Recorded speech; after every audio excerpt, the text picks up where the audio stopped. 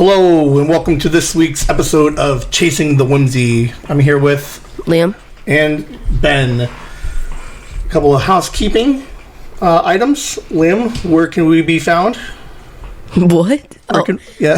You could follow us on Twitter at Chasing the Whimsy, and on Instagram at Chasing the Whimsy. All right, and where can you listen to us from?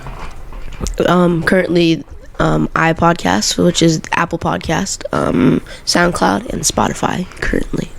Very cool. So, for those of you who have Apples,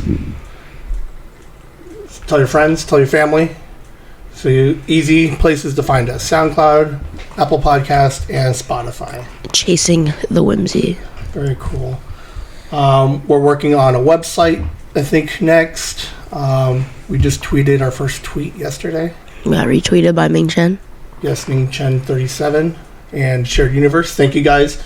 Big help from Ming getting us up and running. He helped me figure out how to log into everything and then submit all of the podcasts so everybody can get it approved. So big thanks to him. Again, Ming Chen 37 on Twitter if you want to tweet him a thank you. So we got website coming out. We got my first tweet. How was my first tweet? How was it? How long did it take me to send that out? A couple minutes. It was nice. I thought it was epic. It was nice. I don't know if I'm going to be... You going to be our social media guy? You I get guess. after tweeting? Yeah, I can tweet. Sweet. So yes, now that we're out on the interwebs, make sure you're telling your friends and family. Liam, how many people have you told about our podcast? I told my mom. One person so far. I've been texting everybody. I'm texting people I haven't texted in years. I was like, hey, remember me? Listen to this podcast. And they're like, okay. So we're getting there. We're getting some listens and we're getting some likes. So it's slow, but we're gonna need a real grassroots effort to get ourselves out there a little bit. So again, if you guys like it, just share it with one extra person, and then 20 turns into 40, turns into 80, turns into we take over the world. Sure. Is there like a strike going on? Awesome. Yes, there is a writer's strike going on. Do you know what the writer's strike is? The writer and actor strike. Oh, I didn't know it was with actors too. All of Hollywood is shut down right now. I didn't know that. I was just asking.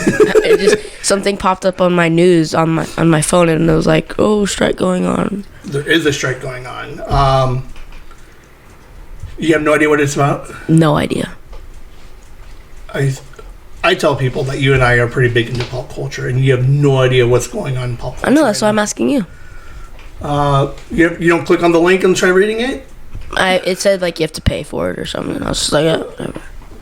You're like, good enough for me. Like, maybe I'll find a TikTok on it later. Yeah, but I thought like the Emmys just recently happened. They announced the Emmy nominations came out on the 12th for TV. So yeah, the writer's strike right now. The writers went on strike the end of June. No, the beginning of June. June 1st. They're looking to get more money for the work that they do. Yeah, I saw that. Well, so we can go deep dives, and I'm not really like super up on what's going on. But what happens is television years ago used to, like when we were talking about 90210 and how it ran for like half of the year, like 24 episodes. Mm-hmm. So you had a writer, a group of writers writing for 24 episodes. How many episodes are shows now? 10, 9. 10. So what happens is, so as a writer, you're now... You used to be able to like work 2 jobs a year, right? Like if I'm writing 24 episodes over here, the second half of the year I write 24 episodes of this thing. So now you're only writing 10 episodes, and then what do you do for the rest of the year? So they're kind of like trying to work on how to get paid for those things. Like after you make the show? Yeah. Well, some of it is that because with there used to be reruns. Yeah. Like syndication. Like there was probably up to like 10 years ago, Friends, Seinfeld, and I think there was like one other show you could always find it. It was always on. Yeah, Friends is always on still. Like, and they would run like on like TBS, and they would run like 20 of 24 hours worth of Friends. And then Seinfeld a little bit in the late 2000s, early 2000s, late 90s. And so when they were in reruns, people would get paid for each time it aired. So we don't have reruns anymore. So how does an actor and because writer... it's all on like streaming services, right? Right, but you can't track how many times people are watching your stuff. So the problem is, where do we get our residuals? Then there's another aspect of it so our podcast blows up, right? Someone comes to you and is like, we want to buy your podcast and the likeness rights of your podcast. We're going to give you $1 million. Next week, someone's like, these episodes have been amazing. We're going to give you $1 million. Do we take the money? No, because I want to keep doing it. Oh, we can do it under a different name, different platform. I know, but we are Whimsy. You're going to turn $1 million away? Are you? I don't know. I thought this was a partnership. I'm ready to sell. You want to sell? $1 million. Pay off pay off the house. We get a buy better our own house. studio. We add on. We get a studio. We got $1 million. Do we take it? Yeah, I think we take it. But all right. So here's the problem. We sell it. It becomes the next Game of Thrones, the next Stranger Things. They make $1 billion. Oh, and then are people wanting it back? They're like, hey, we just think... It's not that we want it back. It's just we sold something.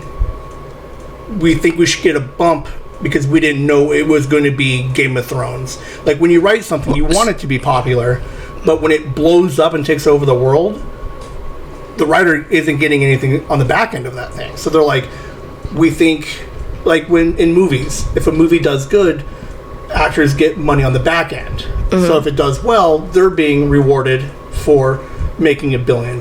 So what do you mean buy it? Like they buy it and then they make their own thing almost, or do they like just so with the whole buying aspect, do you really mean like they're just gonna buy the podcast and be like, oh, we're gonna do our own version of Chasing the Whimsy? Yes, they're gonna take the stories that we told. They're going to use our likeness and be like, we like the way that we like this dynamic, and we want to do that. So they don't want us attached to it. They want give me a kid actor. The kid from Home Alone. Not anymore. Play you.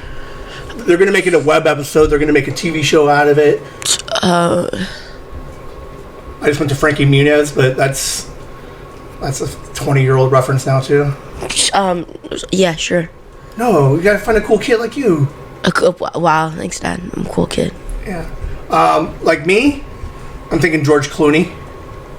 I mean, I think that's probably the most accurate person that can play me. Like a George Clooney or Brad Pitt, maybe.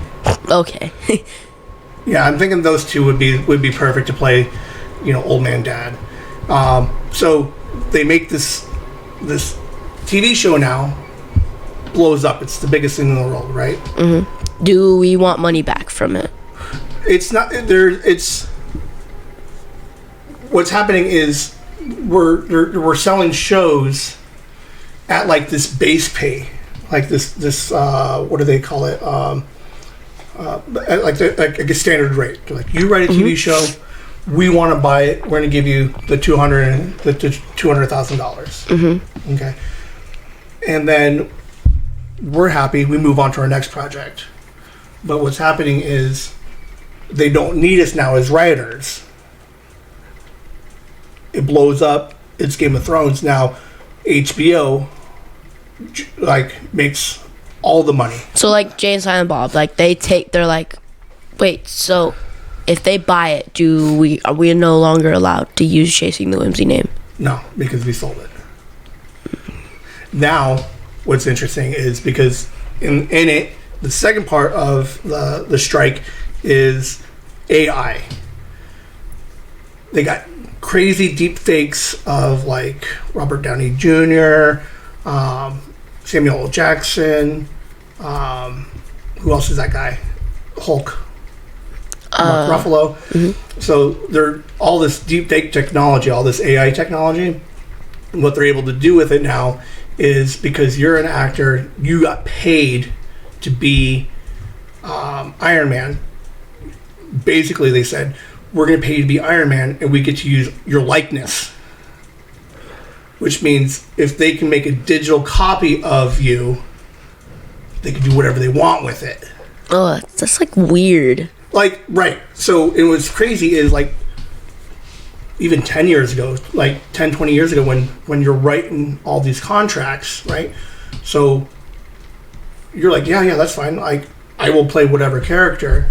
And now 20 years later, they're like, we have the technology. We're going to go ahead and do a prequel. Like they could take Harrison Ford. Like they did with Luke in the Mandalorian. Yes. So if people liked it, they could do an entire new prequel Star Wars thing. Yeah, with just a younger version of Mark Hamill. Because it looked like they look the exact same. I don't know how they did it. Yeah, right. So what happens now, and then who plays Darth Vader, the voice for Darth Vader? James Earl Jones. Yes. They have like digitally captured his voice. Yeah. Oh yeah. So James Earl Jones signed up for, I'll do Darth Vader across 6 movies, 9 movies, whatever number of movies in the Rogue One.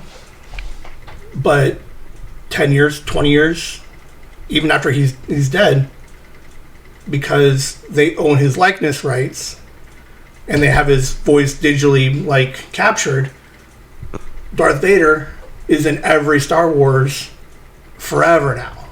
And they can use his voice, but they're not keep paying. They don't necessarily have to keep paying. It's like a cool thing, but like at the same time kind of sucks, I guess you could say. It's sinister. Like it's crazy where like it would be cool, yes, 100% that we go back and we get a Star Wars Mark Hamill teen years.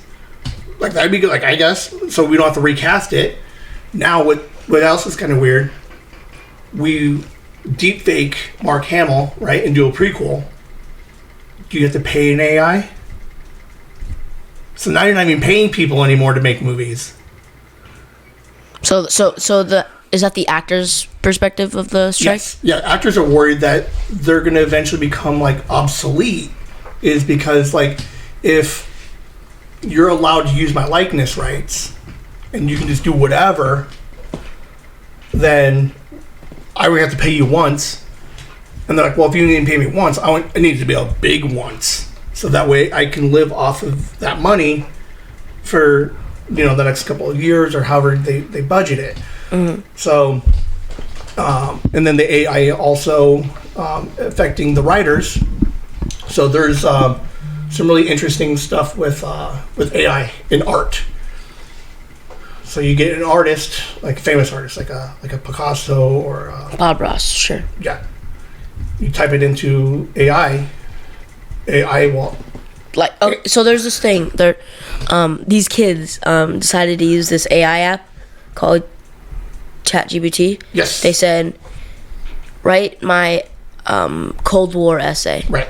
So they would do that, and they like immediately they would just write a whole essay. So if you're like, hey, write a script about this, and this, there would be a whole script about that. Are you serious? Yes. So they're worried that they're going to use that instead of using actual writers. Why do I have to pay you? If I want a Kevin Smith movie, I take all of Kevin Smith movies, throw them in the computer, and the computer will analyze his speech patterns and his... Oh, that's weird. And then they'll print out a Kevin Smith movie. Now, because they're using like his the way he writes, like they copy it. Yes. So it's not a Kevin Smith movie, but it gives you a feeling as you watch it of a Kevin Smith. So now they don't have to pay Kevin Smith. That's weird. So they're worried. They're like, so the main people are like, why pay you when I could just use this regular free app to make a movie? Yeah, basically. That's weird. That's like very, like you said, sinister. It's sinister. I think there was what did Bob Iger from Disney during the negotiations, like, so there's like every 3 years the writers, actors, and directors they meet, they go over their contract, and then they normally make some adjustments, and we call it a day.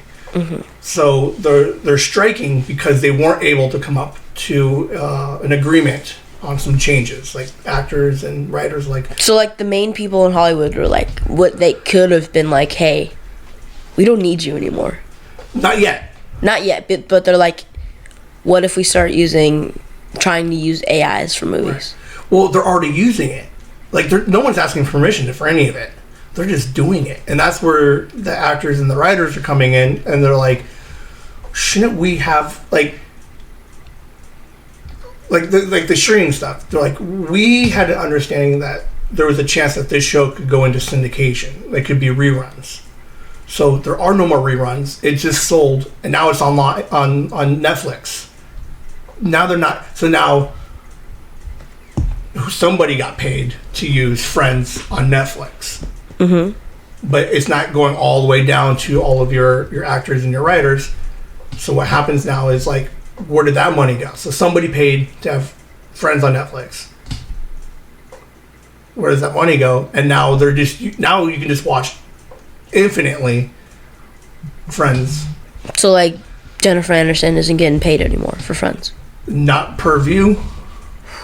So, like with the coming back to, like, they wouldn't have been able to make Darth Vader's voice without him. So why not pay him for having his voice? Because the original contract says that we can do whatever we want with your likeness. That's just, like, sucks. So it's kind of like, all right, I agree to pay you to do dishes, right? And we negotiate. I say every time you wash and put dishes away, I give you $10 for the week. And you're like, that's fair, right? Or the mulch, okay? Yes. You get $15 for every time or for the week if you clean up the mulch. You're okay with that. Okay. Now your mom comes over, party, huge party. You got people running mulch everywhere, every day. So every day you're out there putting the mulch away. Every day you're doing dishes, whereas opposed to, like, you were only doing it once a week. So now you have to do it 7 times a week. But you're still only getting that $10. Yep. So that's the residual side. They're like, now we're not saying you should get $70, but you should be compensated for the extras that you did. And that's kind of what the negotiations are looking like, is like, we're not saying we go back to, like, the problem is it's television versus streaming. Television is so primitive. Like, they're trying to use a TV model for a streaming model, but none of the streamers give out any of their data. Like, at one point, like in the early negotiations, one of the streamers was like, oh yeah, just trust us on the numbers. We're like, no, like, how am I going to trust you when you're already trying to steal my face? What do you mean numbers? Like how many views are getting? Like on Netflix. Like, Extraction 2 was the most viewed thing in the last 3 weeks. And you're like, well, how many is that? What are those views? Don't worry about it. Yeah. Trust us. We'll take care of it. Like, but how do you know? Could they be saying that to everybody? It could be. I don't know. And that's the problem is like, they're not as transparent with their numbers. So we don't know like which ones of them are fake or real, but when you make like a weird random movie and it blows up, we're bringing subscriptions to Netflix, but now we're not getting any of that Netflix money, even though they're there for our show. How long do you think the strike will go on? I don't know. The actors just started. I think the longest was like 150 days, like ran into like September back in '88. I don't know. I think we run all the way through. This year? Not the year, but I definitely think we hit the 100. I think it becomes the longest strike. Oh, yeah. Well, like, this is actually, like, a pretty big deal if you think about it. Well, and what's interesting, like it's where, like, pulp culture is, like, a thing of its own. Like, there's other things going on in the world, right? Like, we got all kinds of other weird, like more important things happening. Like, like, whatever, like, drama's happening in the cities and schools and across the world, like all those things are important, and we're not trying to take away from any of those things, but like with us liking pulp culture, I think it would have been interesting if you had a general understanding of why these people are on strike, because like what happens when they don't want to pay Jason Sudeikis anymore for Ted Lasso, and they just take all the episodes, throw them in, and then you get something that feels Ted Lasso, but isn't Ted Lasso. Like, there's, like, the heart is missing because AI can't give you the heart yet. Like, they can give you the storylines, but now we're watching season 4 of Ted Lasso. And it's just, like, straight, like, line. Like, what do you mean? Like, you'll get, the storyline, but the way that... Like, Ted Lasso makes you feel almost in a way. You won't get that feeling as much. Yeah. And, people will watch it, and then, like, the studios are like, all right, well, we didn't make all the money, but we still made lots of money because of the name. Like sometimes this is maybe the name that they're Is it greed? It's probably just greed.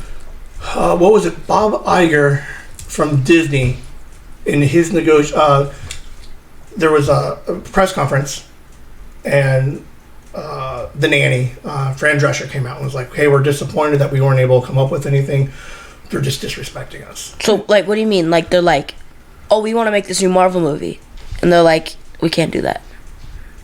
What do you mean? I don't know what you're striking.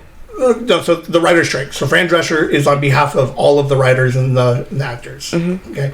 She comes out and says, we're all on strike now. Like, we're all on strike because they're disrespecting us. Like, they're not even trying to negotiate this thing with us. And then you got Bob Iger from Disney, who comes out and was like, we're disappointed in the writers and the actors, basically, because they don't understand how the hardship we, the studio, Disney, are having right now coming out of COVID. They're like, the movie industry isn't making any money. Like, we're not, basically he's saying, I'm not making enough money right now, so how dare you go on strike while I'm still struggling to recoup my COVID money, like what I lost in COVID. What? Like, everybody lost money in COVID. Well, I mean, like, movie theaters don't even, like, barely exist anymore. Like, they're shutting down all over the place.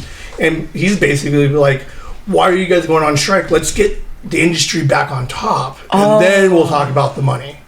But then the problem with that is like, you want us to work harder to get us back to a place that was pre-COVID, but now technically I'm not going to get paid for it. Like, I'm not going to get paid more for the extra work that you're wanting us to, like, it's a whole thing. But yeah, it's sinister, and it's interesting because if they can do this to our beloved actors, like this technology, what do we do with this technology in other fields? Like jobs, like, you mean? Yes. So people like bank receptionists, right? That could be all AI. That's all. Yeah, that's all automated. It kind of already is, because like, press 1 to do this. You could like. Right. That'd be weird. And then, like, if you ever bought anything or called customer service, it's press 1 for this, press 1 for this. Like, that's all automated. Like, you don't have like an old-timey, the ladies in front of the hole board where they're connecting cords into other holes and everything else. Like, so they're gone. What else are you kind of seeing? Like something you've seen in a movie or in the past that we don't see anymore because of technology? I guess you could say, what do you see? Give me like an example so I can try and Check, like the cashiers. There's regular like you just, self checkout. You do it yourself now. It's funny though because 15 years ago, you paid someone to scan my groceries and to bag my groceries. My there still is there, but some of my family protested that and they're like, I don't do self checkout because they think people deserve to pay, like cars, regular driving ones, like the ones that you just get into and there's no driver. So that gets rid of your cab drivers? Yes. You could probably apply that same technology to a truck. So now you have no more truck drivers. Because if you're a truck driver, there's a lot of rules that you as a driver, you're only allowed to drive, I think, like 12 hours max per day. But if you have a computer, how long can you drive? Forever, like 24 hours a day. So what would take you to go from California to New York, maybe take, because of the travel restrictions, maybe take you a week. Drive a self-driving car gets there in 3.5 days now. Now you're saving money because now it's there faster. Jeez. You ever go with your mom to the bank? No. We don't even, I don't even see her go to the bank. Have you ever been inside of a bank? A couple times. No, I don't remember any experiences in the bank. Like you've been to a bank, but I've never been inside of the bank. There used to be tellers like all over, like 5 or 6 ladies, gentlemen hanging out. You walk up and you give them your card, and they fill out the paperwork, and they give you your money. Now it's all drive-through, and like more people are using the drive-through, so bank tellers are on their way out. Like when I went to like New Jersey to see the general store, and like New York. Are you saying like some of the jobs like that they all do on their computers, like some of the businessmen, they could lose their job because they could just get an AI in the computer to do the work for them? Yeah, like AI's hitting everything. Like stock markets, you don't need a stock guy. Like there's movies like there are a bunch of guys in a room screaming and yell at each other. There's TVs. It's like the stock floor, the stock exchange. So there's people screaming like buy, sell, buy, sell, buy, sell. Like now it's just a computer, and because the computer reacts faster, now they're making deals at like lightning speed. For like example, eBay. Yeah. You put this thing up for sale, like this item for sale, right? Right. You can send it to into this thing. The AI does it, and the AI gets your money. Could they do it quicker? Maybe. Like if I was like, yes. So if I was wanting an item, like I'm looking for a Tom Steve Dave blanket that I can't find anywhere, or the book that I want, yes. I can't find it anywhere. So the clock is ticking down on the sale, right? And you have to keep refreshing the page, and then you're hoping to make sure that you get your bid in, right? So I set up my computer that it auto increases my bet 1.5 seconds before the bid ends, so that way my bid gets in before, and I'm the last bid. Mm-hmm. Like you can see stuff like that. Maybe McDonald's.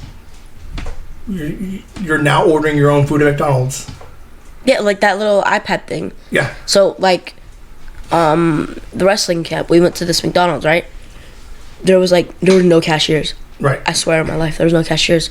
There was like 8 iPads, and it's like press this, and only the people came out and gave you your food. Right. But easily they could just get because they could do it with cars. Right. They could easily just get. And you just put it on a conveyor belt, and it just now pushes it onto a table. And now you don't even have to. Now we can get rid of the lady taking the bag and putting it on the counter. That's weird. Yeah. You know what else is weird? To think about it? You have never been inside of a Blockbuster, right? Do you know what Blockbuster was? It was in a movie store? Yeah.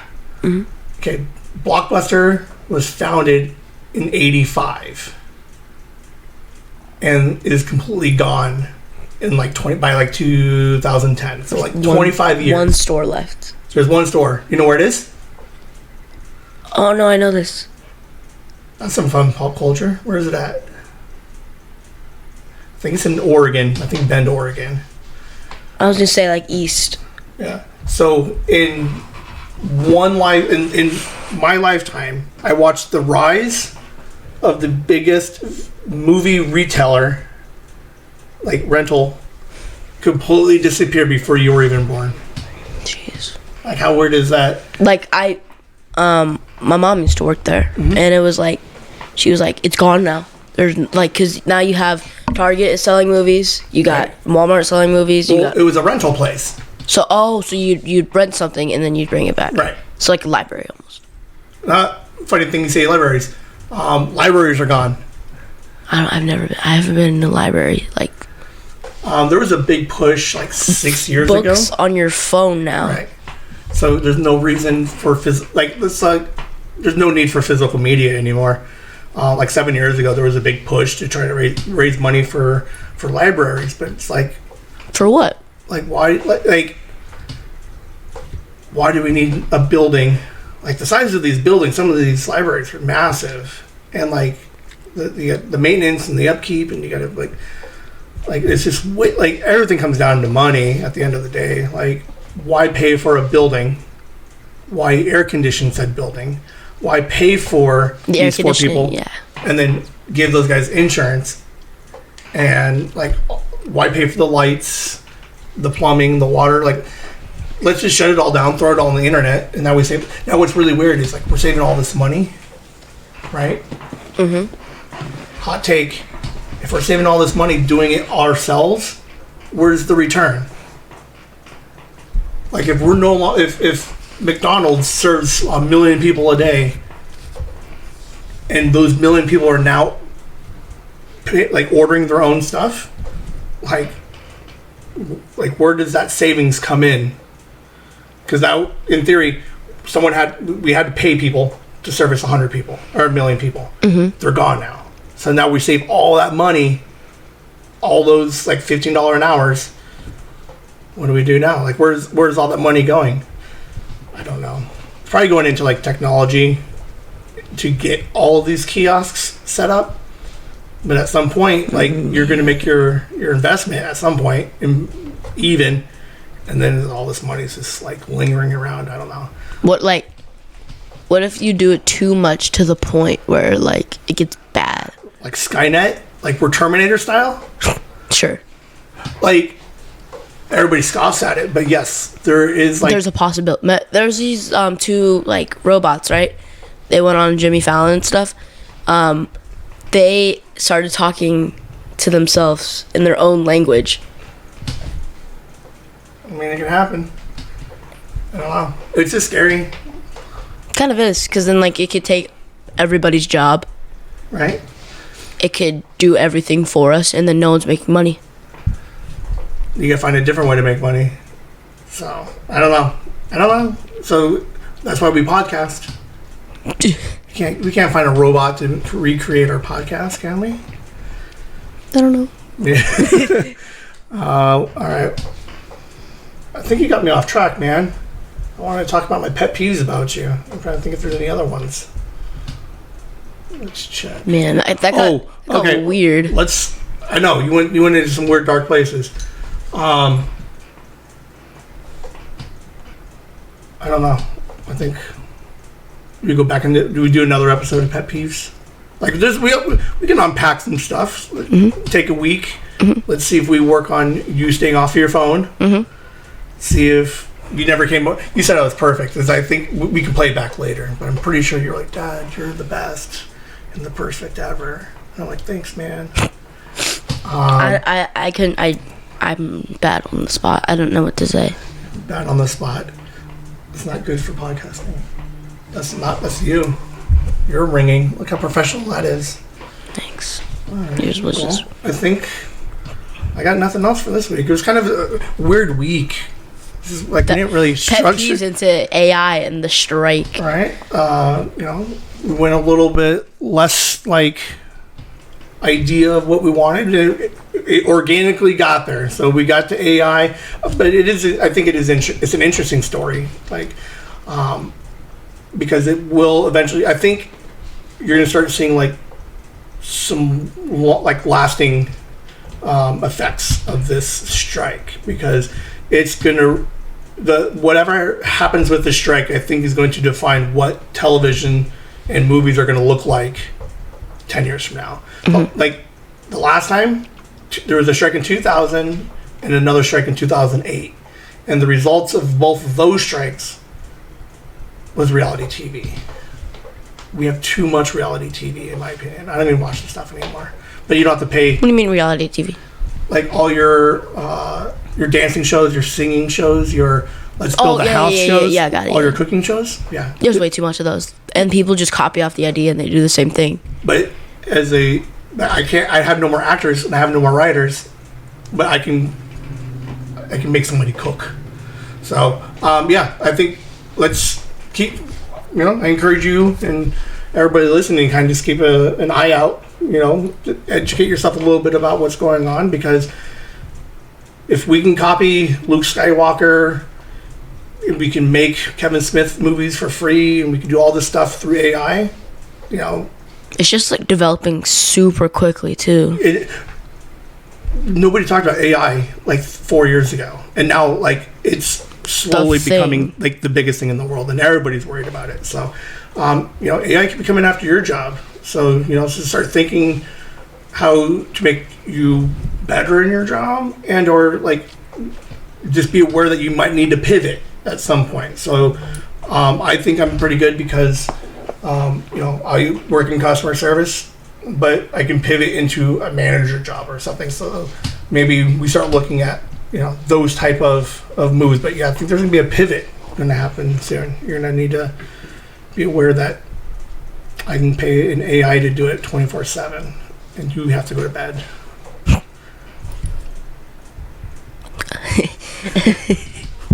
I don't know the Whimsy.